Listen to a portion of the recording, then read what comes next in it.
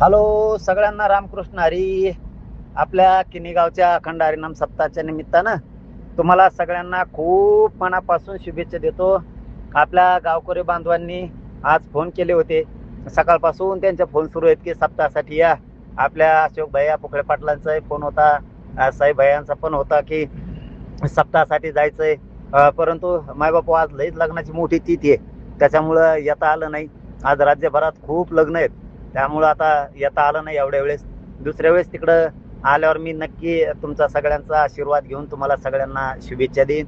एवढ्या वेळेस येणं झालं नाही, मी खरंच खूप तळमळ केली, पण आता शक्य झालं नाही, म्हणून आता फोनद्वारेच तुम्हाला सगळ्यांना शुभेच्छा देतोय.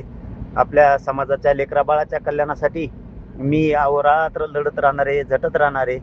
हे सांगण्याचं कारण फक्त एवढंच आहे की एखाद्या वेळेस माझ्याकडून सप्ताहासाठी लग्नासाठी येणं होत नाही तर मायबाप समाज माझा नाराज होत जाऊ नका.